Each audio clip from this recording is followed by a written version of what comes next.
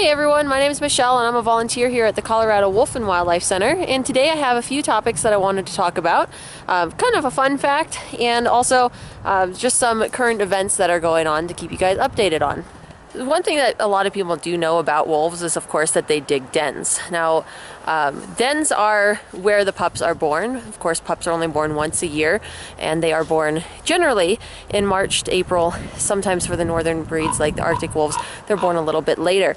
However, the females are the architects of the wolf world, so they're the ones that actually dig the dens. So I'm actually standing in a den, and I want to show you guys just how deep it is. This is one of Sakara's dens, and here I am sitting inside of it. So they do dig massive, massive holes and dens. So a den is definitely not like the holes that your dogs dig in the yard.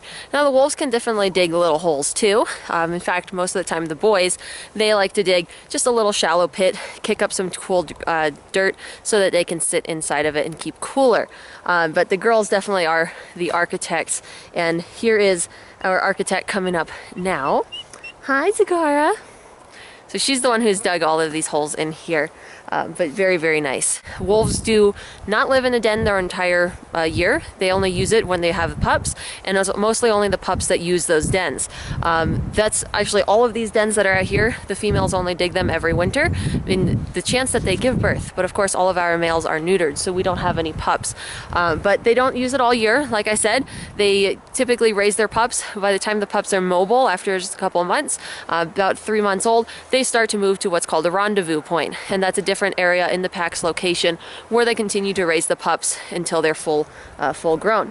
Now wolf pups, it actually only takes them about 6 months to reach 80% of their adult size. So they grow very, very quickly, and they have to, because of course they do go out to hunt and they have to help the pack survive and feed themselves. Now female wolves and male wolves, when they are denning, it's a whole pack that helps raise the family. Now wolf packs are families. It's usually the mom and the dad, and then the pups, which are the kids. Mom and the dad is considered alpha, and of course some older siblings. But all of the wolves in the pack help to raise the family. And the way they bring food back, they don't bring back whole prey animals to the den. They just wouldn't be able to do that. But the wolves can actually carry about 20 pounds of meat in their stomachs, and they'll eat as much as they can off of a carcass, and then they bring it back up, and then they regurgitate the food for the pups. It's actually a behavior that we've seen here when Kikoa and Sakara help raise pups like Kenai. Kikoa very commonly will regurgitate food for any young pups that he's helping to raise. Just to cover a couple extra topics today, I'm not sure how many of you guys heard, but just last week another wolf was shot and killed out in Utah. Another lone wolf, they likely looking for a mate, a companion to help start a new pack, and unfortunately he was caught in a snare. A snare is unfortunately still used. It's a type of trap that loops itself around an animal's neck and chokes it to death. And unfortunately that's what happened to this wolf here. And of course the trap had been set for a coyote. Utah is very, very dead set against exterminating all the coyotes in their state, which is unfortunate. Coyotes are just as important and valuable to the ecosystems as wolves are. And so unfortunately, same reason why Echo got killed, it's because of this war on coyotes that we have going on. And sadly, because of the McKittrick policy, which is still around, I mentioned it in one of my previous blogs, that what it is, it's a policy that is in place basically to protect poachers. Now, it's really unfortunate because if you think about the fact that if you have an elk tag and you shoot a moose and you say it was an accident, you're probably facing jail time. You'll lose your hunting license, and unfortunately when you shoot an animal that in a lot of places is still considered endangered, like a wolf, but you claim ignorance and not knowing what it was, they let you get off scot-free.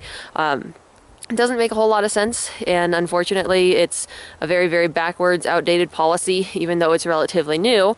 Outdated meaning that it's just kind of ridiculous that we still let people get away with claiming ignorance on something that they shot. And you know, you shouldn't be shooting animals if you don't know what you're shooting at. So unfortunately that's what happened to that poor wolf out there in Utah. And one last thing I wanted to mention is that we are currently working on trying to get Mexican grays reintroduced in parts of their historic range here in Colorado. Unfortunately, right now the state of Colorado does not want to reintroduce Mexican gray wolves because they say there's not enough evidence that they were here.